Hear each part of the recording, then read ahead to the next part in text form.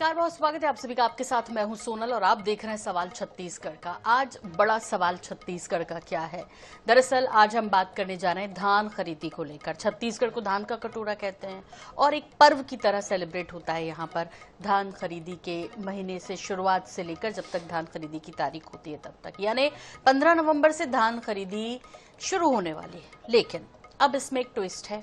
Twist इसलिए है क्योंकि अब सहकारी समिति कर्मचारी और कंप्यूटर ऑपरेटर्स जो हैं वो हड़ताल पर चले गए हैं, वो भी अनिश्चितकालीन हड़ताल पर। तो सोचकर देखिए धान खरीदी कैसे होगी, यानी यहां पर संशय आ गया। आज सवाल छत्तीसगढ़ का इसी पर।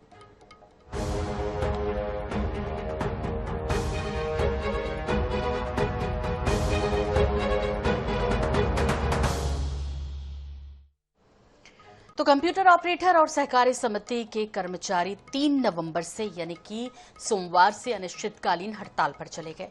कर्मचारियों ने अपनी 4 सूत्रीय मांगों को लेकर यह हड़ताल की है। समय पर वेतन इसमें शामिल है, सूखत राशि इसमें शामिल है, कमीशन और नियमितीकरण पूरी होने तक ये मांगे वो काम पर नहीं लौटने वाले।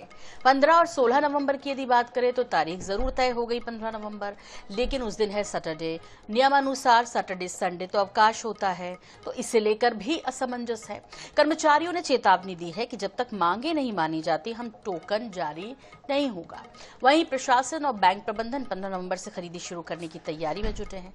परिस्थिति अब भी अनिश्चित ही है। आज इसी पर विस्तार से चर्चा होगी। इसके लिए खास पैनल हमारे साथ जुड़ रहा है, लेकिन उससे पहले एक छोटी सी रिपोर्ट। इस खबर को समझिए। दरअसल देखिए, छत्तीसगढ़ में 15 नवंबर से समर्थन मूल्य पर धान खरीदी शुरू करने की सरकारी घोषणा पर अब संशय गहरा गया है। जिला प्रशासन और सहकारी बैंक प्रबंधन ने खरीदी की तैयारी तो शुरू कर दी, लेकिन कंप्यूटर ऑपरेटरों और सहकारी समिति कर्मचारियों ने 3 नवंबर से अनिश्चितकालीन हड़ताल कर दी। प्रदेश भर के कर्मचारी अपनी 4 सूत्री मांगों के पूरी न होने तक हड़ताल जारी रखने की बात कह रहे हैं। 4 मांगे जो है हमारी वो लंबित मांगे और सरकार के लिए बहुत छोटी मांगे हैं। पहला, धान में पूर्ण सुखत, जो सरकार खुद लिखित में दिए थे उसके बाद उसको पूर्ण नहीं किए। दूसरा जो है वेतन अनुदान, जो मध्य प्रदेश सरकार में देते हैं। तीसरा जो है कंप्यूटर ऑपरेटर संघ जो हमारे हैं उनको नियमित विभाग जो 12 महीने के था उसको 6 महीने कर दिया आउटसोर्सिंग के माध्यम से। और उसके बाद बैंक में जो जिला सहकारी उसमें 50% हमारा अनुभव के आधार पर, वरिष्ठता के आधार पर बिना परीक्षा के हमें भर्ती करना। ये हमारी 4 महत्वपूर्ण मांग है। कर्मचारी संगठनों का कहना है कि समय पर वेतन, सूखत राशि, पेनाल्टी, संरचना में सुधार, नियमितीकरण और धान परिवहन की स्पष्ट जिम्मेदारी तय करने जैसी मांगे वर्षों से लंबित हैं, लेकिन सरकार केवल आश्वासन देती रही है। कर्मचारियों ने चेतावनी दी है कि मांगे पूरी हुए बिना टोकन जारी नहीं किया जाएगा, जिससे खरीदी की प्रक्रिया शुरू होना मुश्किल है। सर, ये आंदोलन हमारा ना जब तक शासन कैबिनेट बैठक में हमको निर्णय नहीं देगी तब तक ये चलेगा। हमारा 4 सूत्री मांग है। हम 2 संगठन, सहकारी कर्मचारी संगठन और कंप्यूटर ऑपरेटर संगठन, दोनों मिलकर के संयुक्त आंदोलन कर रहे हैं। इधर जिला सहकारी बैंक दावा कर रहा है कि पंजीकृत किसानों से शासन के निर्देशों के अनुरूप खरीदी सुनिश्चित की जाएगी। हालांकि कर्मचारियों की हड़ताल और अवकाश के कारण व्यवस्थाएं चरमराने की संभावनाएं बढ़ गई। किसानों के सामने अब सवाल यही है कि क्या घोषणा के अनुसार 15 नवंबर से धान खरीदी वास्तव में शुरू हो पाएगी या नहीं। Bureau report, INH 24/7। तो छत्तीसगढ़ में धान खरीदी की तैयारियों पर अब हड़ताल की मार पड़ गई है। समझना ये जरूरी है कि भाई कर्मचारी जो है, सहकारी समिति के कर्मचारी जो हैं, कंप्यूटर ऑपरेटर्स जो हैं, वो नाराज क्यों हैं। और आपको ये भी बता दें कि इससे पहले भी 2 बार हड़ताल इसी तरह हो चुकी है। अब ऐसे में जब बिल्कुल 15 तारीख नजदीक है तब इस तरह अनिश्चितकाल हड़ताल जाना और वो भी ये कहना कि अब जब तक हमारी मांगे पूरी नहीं होगी हम किसी कीमत पर लौटने वाले नहीं है, आश्वासनों पर बहुत चल गया। तो इस विषय पर कौन कौन है हमारे साथ, इंट्रोड्यूस करा देते हैं। हमारे साथ 3 खास मेहमान इस वक्त स्टूडियो में मौजूद है। हमारे साथ शिवनारायण पांडे जी, बीजेपी का पक्ष रखेंगे, प्रखर प्रवक्ता है, नेता है। बहुत स्वागत है शिवनारायण जी आपका। हमारे साथ है सुरेंद्र शर्मा जी, वरिष्ठ नेता है कांग्रेस के और किसानों के हित में बात करते हैं। किसान नेता भी हैं, बहुत स्वागत है सर आपका। जागेश्वर साहू जी हैं जो कि अध्यक्ष हैं ऑपरेटर संघ खरीदी केंद्र की। जागेश्वर जी, आपका भी बहुत स्वागत है। जागेश्वर जी, पहला सवाल आप ही से है और आपसे समझना चाहते हैं कि भाई क्या मूड है इस बार, क्योंकि अभी तो 15 तारीख बहुत नजदीक है, किसान बहुत परेशान है। क्या चाहते हैं आप लोग, क्या मांगे हैं आपकी? जागेश्वर जी, आपको मेरी आवाज मिल रही है? जी नमस्कार। मैं सबसे पहले INH को धन्यवाद देना चाहता हूं कि सहकारी समिति कर्मचारी महासंघ पंजीयन क्रमांक 6685 रायपुर के डिबेट में हमें आमंत्रित किया गया। इसके लिए मैं INH को बहुत बहुत धन्यवाद देता हूं। जी हमारी चार सूत्री लंबित मांगे हैं। उसमें प्रमुख मांग है कि मध्य प्रदेश की तर्ज पर सेवा सहकारी समिति में कार्यरत कर्मचारियों को प्रबंधकीय अनुदान दिया जाए, उनके स्थापना में प्रतिपूर्ति। दूसरी हमारी प्रमुख मांग है कि विगत वर्षों से हम लोग धान खरीदी उपार्जन का कार्य सेवा सहकारी समिति के माध्यम से करते हैं, उसमें धान में जो सुखद होता है उसका प्रावधान किया जावे। और तीसरी हमारी प्रमुख मांग है कि अभी कंप्यूटर ऑपरेटर जो भर्ती हो रहा है उस प्लेसमेंट के थ्रू भर्ती किया जा रहा है। चूंकि कंप्यूटर ऑपरेटर पहले से ही समिति में कार्य कर रहे हैं, वो कर्मचारी कहाँ जाएंगे?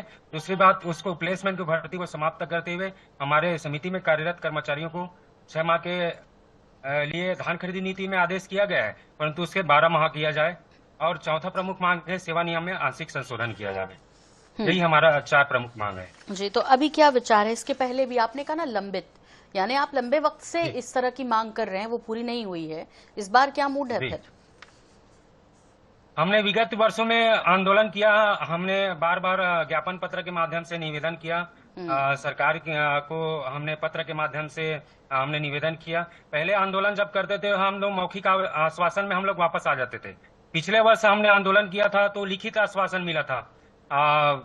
तत्कालिक जो अपर सचिव है खाद्य विभाग, उनके द्वारा लिखित आश्वासन दिया गया था। पंजीयक सहकारिता विभाग द्वारा लिखित आश्वासन दिया गया, उसके आधार में हमने आंदोलन वापस किया था। चूंकि लिखित हमारे पास बहुत अच्छा प्रमाणक होता है करके हमने आंदोलन वापस लिया था। परंतु इस बार हम निर्णय लिए हैं कि जब तक हमारी मांग कैबिनेट में निर्णय पारित नहीं हो जाता तब तक हम आंदोलन से वापस नहीं आएंगे। क्योंकि हमारा व्यक्तिगत मांग नहीं है, संस्था के हित के लिए मांग है। और जब नुकसान होता है तो संस्था को होता है, और जब फायदा होगा संस्था को होगा, और फायदा संस्था का जब होगा तो जी ठीक। जागेश्वर साहू जी रास्ते में, इसलिए बीच बीच में नेटवर्क जो है उनका डिस्टर्ब हो रहा है। जल्दी से मैं शिवनारायण जी आपका रुख करते हुए, ये जो उन्होंने 4 मांगे रखी हैं, क्या दिक्कत है इसको पूरी करने में, या कहाँ असमर्थता है सरकार को, या ये जो लंबित कह रहे हैं हमारी 4 सूत्री मांगे हैं, इसको कब तक पूरा करेंगे? भाई आपके वादों और आश्वासन पर तो भरोसा आप नहीं कर रहे हैं, न लिखित न मौखिक। नहीं, अभी तो इन्होंने जो मांग रखी है एक लोकतांत्रिक सरकार के सामने, और उनके अपने लोग हैं, उसका अपना एक तंत्र है, और मांग करना कोई नाजायज बात नहीं है। सरकार इसको बहुत आक्रोश से नहीं देख रही है, सिर्फ ये देख रही है कि अभी जब धान उपार्जन करना है उस समय इस प्रकार का मांग करना, क्योंकि पिछले सत्र में जिस प्रकार से धान खरीदी गई थी तो लगातार इस पर दबाव बना के रखना चाहिए था। सरकार की अपनी एक मजबूरियां होती हैं, कुछ जो भी हैं उसको। अभी मुझे वर्तमान में जो इन्होंने आंदोलन किया है, इनकी मांगों से लेकर किसी तरह का कोई भी और नाजायज है ऐसा हम नहीं कह सकते शासन के स्तर पर। ये मांगे जायज हैं, और जैसा इन्होंने कहा कि संस्था मजबूत होगी तो उससे कर्मचारी लाभान्वित होंगे, किसान लाभान्वित होंगे, इंफ्रास्ट्रक्चर और डेवलप होगा। बहुत अच्छी बात है, ये सोच ही होनी चाहिए और इसकी हम तारीफ करते हैं। बात यह है कि अभी शासन स्तर पर इनके संघ से और इनके लोगों से, पार्टी से भी इस प्रकार से लोग नियुक्त किए गए हैं। मंत्री जी से मेरी खुद की बात हुई है, और वो इस बात को लेकर बहुत ही उन्होंने लिखा पढ़ी की है। इनका मांग जो है प्रोसेस में है, और जैसा ये कह रहे हैं अगर कैबिनेट की जरूरत होगी इनकी मांगों को लेकर, अगर तार्किक ढंग से विश्लेषण होगा स्टेट की परिस्थितियों के अनुसार, तो उसको भी पूरा किया जाएगा। लेकिन कुल मिला के हम ऐसा मानते हैं कि मामला बहुत जल्दी रिजॉल्व हो जाएगा, और ये सब काम पर लौट कर और ये जो है प्रदेश की सेवा कर सकेंगे। ठीक है। जागेश्वर साहू जी, कब से तनख्वाह नहीं मिली आप लोगों को? जी, हमारे जैसे सरगुजा संभाग के कर्मचारियों को, बस्तर संभाग के कर्मचारियों को 3-3, 4-4, 6-6 माह से वेतन नहीं मिला है। क्योंकि धान खरीदी में जो कमीशन प्राप्त होता कांग्रेस नेता और वरिष्ठ नेता किसानों के सुरेंद्र शर्मा जी का रुख करिए। सुरेंद्र जी, कहाँ मामला अटक रहा है? एक तरफ तो सरकार कह रही है कि हाँ बिल्कुल जायज हैं और जो जायज मांगे उनको पूरा भी करेंगे, लेकिन ये बार बार हड़ताल करते हैं, एक बार फिर हड़ताल। सोनल जी, दरअसल में देखिए, भारतीय जनता पार्टी सरकार जब से आई है तब से लगातार अगर देखा जाए तो किसान और धान खरीदी के मामले में, क्योंकि इन्होंने वादा तो किया है 2100 रुपए में 21 कुंटल धान खरीदेंगे। अब इस साल अगर आप देखेंगे तो बरसात के मौसम में जब धान बुआई का समय था, धान रोपाई का समय था, तो फर्टिलाइजर की भयंकर कमी हुई, भयंकर समस्याओं का सामना किसानों को करना पड़ा और सरकार जो है उसका विकल्प देने में पूरी तरह असफल हुई। फिर बारिश का इतना महान तांडव अलग चल रहा, एग्री स्टेट के पंजीयन की अनिवार्यता करने की वजह से आज छत्तीसगढ़ में प्रत्येक सोसाइटी की बहुत बड़ी तादाद में किसान जो है पंजीयन से छूट गए। दूसरी बात, जहां तक सहकारी कर्मचारियों का सवाल है या कंप्यूटर ऑपरेटर लोगों का सवाल है, आज अगर आप देखेंगे तो धान खरीदी केंद्र में कंप्यूटर ऑपरेटर की 12 महीने आवश्यकता पड़ती है और सरकार ने जब लिखित रूप से आश्वासन दिया है, खाद्य सचिव ने लिखित रूप से आश्वासन दिया है, इसका मतलब ये सरकार ने लिखित रूप से आश्वासन दिया है। अगर उन्होंने लिखित रूप से आश्वासन दिया है तो उसका पालन क्यों नहीं हुआ? और अगर कर्मचारी जो है बीच में दबाव बनाने वाली स्थिति कैसे बनाते हो दबाव? आज जब धान खरीदी की स्थिति है, 15 नवंबर की तारीख की सरकार ने घोषणा की है, तो शायद दबाव में आ जाए तो आ जाए, वरना एक साल जो कंप्यूटर ऑपरेटर काम करते थे उनके समय को घटा करके 6 महीने किया जा रहा है, हर साल नई नियुक्ति का माध्यम बनाया जा रहा है। तो इस तरह से जो परिस्थितियां हैं, सहकारी समिति में काम करने वाले कर्मचारी अगर धान सूख जाता है तो सूखत उनके खिलाफ FIR हो जाता है, उनके घर द्वार को बेच के उनसे वसूली की जाती है। तो इन सारी परिस्थितियों को देखते हुए कर्मचारियों की मांग एकदम वाजिब है और खास तौर पे जब सरकार ने स्वयं लिखित रूप से आश्वासन दिया है कि आपकी इन मांगों को हम पूरा करेंगे, तो अगर एक साल में सरकार पूरा नहीं कर पाती है, ये भारतीय जनता पार्टी की सरकार की पूरी जिम्मेदारी बनती है। और अगर नियत समय पर धान खरीदी नहीं शुरू हो पाएगी, एक तो 1 नवंबर के बजाय 15 नवंबर का तारीख तय किया है और 15 नवंबर को भी अगर धान खरीदी का काम सुचारू रूप से नहीं हो पाएगा, ये सरकार की असफलताओं में एक और कड़ी जुड़ेगी और किसानों को बहुत परेशानी का सामना करना पड़ेगा। जी, हालांकि सैटरडे संडे पड़ रहा है तो वो नियम अनुसार तो तब तो शायद होता नहीं है, तो उस दौरान भी है। अच्छा, आप भी तो सरकार में रहे हैं, आप भी सत्ता में रहे हैं, तो कहीं प्रैक्टिकली कोई दिक्कत आती है क्या? जैसे सूखत राशि की आपने बात की या बाकी की, कहीं ऐसे उदाहरण भी मिले हैं क्या, या ये क्यों नहीं कर पा रहे हैं?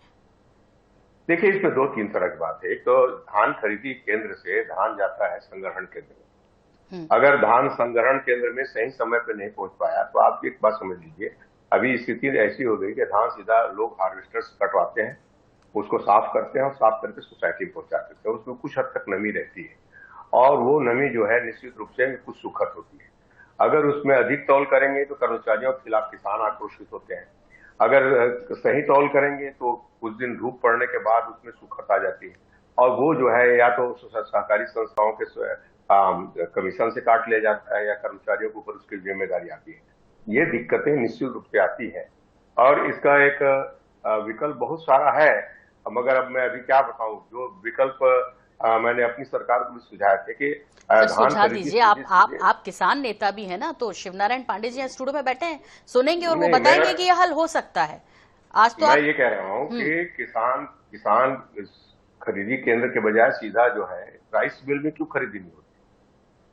राइस मिल में सोसाइटी के प्रतिनिधि रहे, वहीं धान को तोलवा दे, कस्टम मिलिंग पहले से एग्रीमेंट हो जाए। अच्छा। तो वो जो ट्रांसपोर्टिंग है, स्टेकिंग है, धान खरीदी केंद्र से धान संग्रहण केंद्र और संग्रहण केंद्र से ट्रांसपोर्टिंग का जो काम है, हाँ। ये सारा बच जाएगा। हर गांव के आसपास के इलाके में राइस मिल है, हाँ। उन्हीं से कस्टम मिलिंग पहले से एग्रीमेंट हो और सीधा धान का तौल वही हो जाए, तो इसमें बहुत सारे जो असुविधा है उसका समाधान हो सकता है। मगर सवाल ये है कि एक बात समझ लीजिए, अब सीधी बात यह है कि किसी भी चीज में जैसे नियत होगी वैसी नियति होगी। अगर इसको सुलभ बनाना है, कम खर्चे वाला बनाना है, इसमें किसी किस्म की कमीशन खोरी ना हो, इसमें चोरी चकारी ना हो, इसकी व्यवस्था अगर करना है तो सरकार के पास बुद्धिमान लोगों की कमी नहीं है। मगर उसमें ट्रांसपोर्टिंग में भी पैसा कमाना है, टिंकिंग में भी पैसा कमाना है, तौलाई में भी पैसा कमाना है, हमाली में भी पैसा कमाना है, ये नियत होगी तो उसके लिए भी बुद्धिमान लोग बैठे हैं।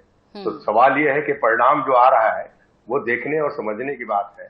हमारी सरकार को एक बात का जरूर मैं श्रेय देना चाहता हूँ और सभी लोग श्रेय देते हैं कि 2500 रुपये में धान खरीदी का जो प्रावधान छत्तीसगढ़ की भूपेश बघेल की सरकार ने की, धान खरीदी केंद्रों को क्षेत्रों में जो विस्तार किया और जो पद्धतियां अपनाई, उसके वजह से आज छत्तीसगढ़ का किसान हिंदुस्तान में सबसे अधिक कीमत पे धान बेच रहा है और वो कुल मिला के धान के जो कृषि है कुछ हद तक लाभान्वित स्थिति में पहुंचा है। सुझाव आप दे रहे थे सुरेंद्र जी, सुझाव पता नहीं अब वो तो उस सबका मतलब नहीं है क्योंकि किसानों ने आपको चुना ही नहीं दोबारा, लेकिन बात यह कि जो सुझाव आपने मांगा वो सुझाव शिव नारायण पांडे जी को शायद पसंद नहीं आया, वो सर हिला रहे थे। सर क्यों पसंद नहीं आया आपको?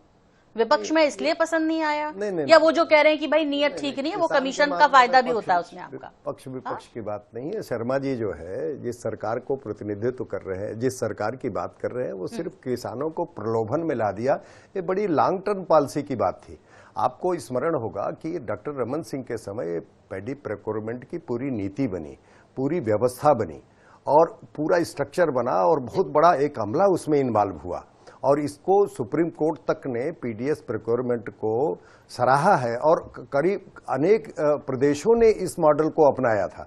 तो शुरुआत भारतीय जनता पार्टी की है। अब कांग्रेस के समय में सिर्फ उस मॉडल को जो है कंटिन्यू रखा, लेकिन उसमें खाली भाव बढ़ाया कि 2500 रुपया कुंटल, एक प्रकार से प्रलोभित करने की कोशिश करके अपनी राज सत्ता को बचाने की कोशिश किया, जिसको किसानों ने बाद में रिजेक्ट कर दिया।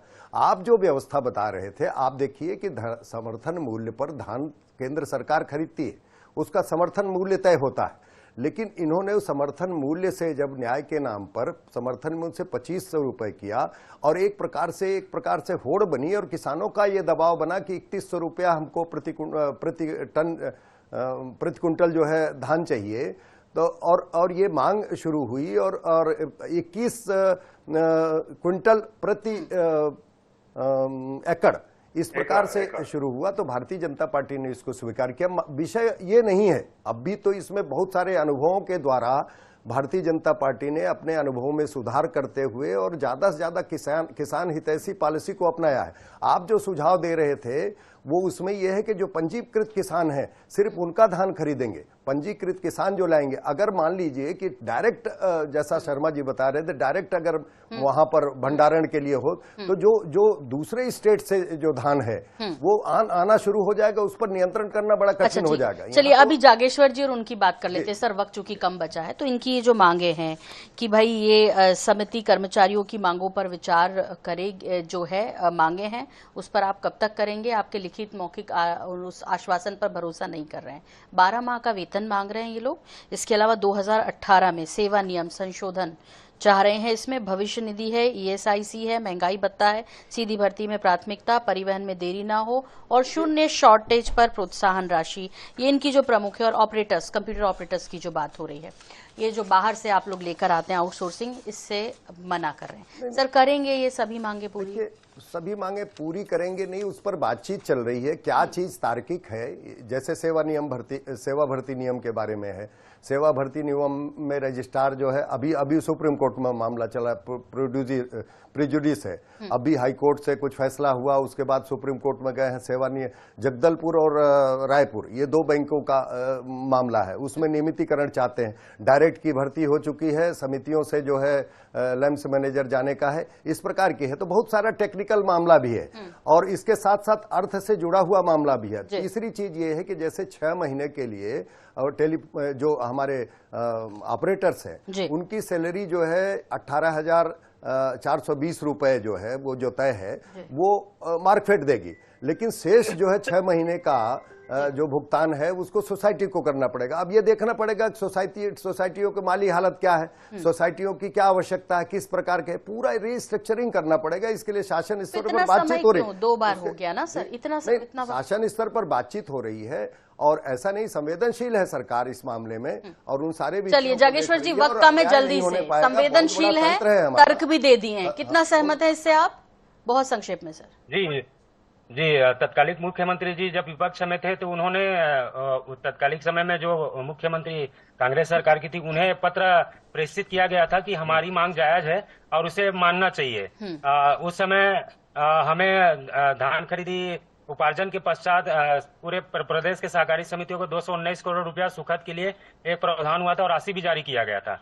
परंतु अभी तो स्वयं शासन और सत्ता में है, अभी हमें तो आंदोलन करने की आवश्यकता ही नहीं पड़नी चाहिए, तत्काल मांग पूरा करना चाहिए। तो कह रहे हैं प्रोसेस में है तो इंतजार करेंगे थोड़ा और। आप लोग से बात भी चल रही है, शासन स्तर पर बात चल रही है। जागेश्वर जी जल्दी कैबिनेट से भी होना है, आप लोग की बातचीत के बाद कोई चीज होनी है तो उसको सहानुभूति पूर्वक विचार, आप अपने लोग हैं और आपके आंदोलन को, आपकी मांग को कहीं नाजायज कोई नहीं बोल रहा, लेकिन परिस्थितियां किस प्रकार के हैं आपको भी एडजस्ट करना पड़ेगा और उसके अनुसार जो है शासन अपना निर्णय लेके, ये बहुत बड़ा कैनवास है, लाखों किसान हैं, उनके हित में काम करना पिछले पड़ेगा। एक वर्ष से सर, पिछले एक वर्ष से इंतजार कर रहे हैं सर, इसलिए मजबूरी में। तो चलिए प्रोसेस, हाँ प्रोसेस थोड़ी सहानुभूति और कोशिश तो सरकार की सहानुभूति से काम नहीं चलेगा सर। एक तो तनख्वाह दीजिए जो 3, 4, 5 महीने से उनकी बराबर वो दीजिए, उनके घर चल रहे हैं, माली हालत ऐसी नहीं है, अब उसको कंपनसेट करना ही पड़ेगा। ये सारे रास्ते, लेकिन कह रहे हैं किसान जो है वो बड़े परेशान है, वो भी क्यों ना, क्योंकि वो असमंजस में। सुरेंद्र जी बहुत कम शब्दों में, बहुत कम शब्दों में क्या कहेंगे? दोनों अपने अपने तर्क रख रहे हैं, बहुत कम शब्दों में सुरेंद्र जी। नहीं, मेरा कहना ये है कि दरअसल में ये धान खरीदी का इतना बड़ा दावा है और भारतीय जनता पार्टी की सरकार ने जो किसानों के साथ वादा किया है, इसको अंतिम अंजाम तक पहुंचाने वाले कर्मचारी ही हैं, हमारी सोसाइटियां हैं, हमारी खरीदी के। ठीक है, तो इनकी मांगों पर बहुत गंभीरता से, बहुत जल्दी और 15 नवंबर से पहले सरकार को इस समस्या सुलझा लेना चाहिए। बिल्कुल सर, उम्मीद यही करेंगे। नहीं तो एक नई समस्या किसानों की तरफ से खड़ी होगी और भारतीय जनता पार्टी को लेने। बिल्कुल ठीक कह रहे हैं सर। और ऊपर से जो अभी प्राकृतिक आपदा जो बरसी है वो एक अपनी अलग समस्या है ही किसानों की। ऐसे में बहुत जरूरी है कि किसानों जो हमारे देश की कहना चाहिए कि जो प्रमुख रीढ़ है उसको यदि आप ध्यान नहीं देंगे, जो आत्मा है छत्तीसगढ़ की, यदि उस पर जल्दी आपने निर्णय लिया तो वाकई वहां पर बहुत तकलीफ बढ़ेगी। बहुत आभार, बहुत शुक्रिया आप सभी मेहमानों का वक्त हमें देने के लिए। मुझे भी दीजिए फिलहाल इजाजत, लेकिन अपडेट का सिलसिला जारी है, बने रहिए हमारे साथ। नमस्कार।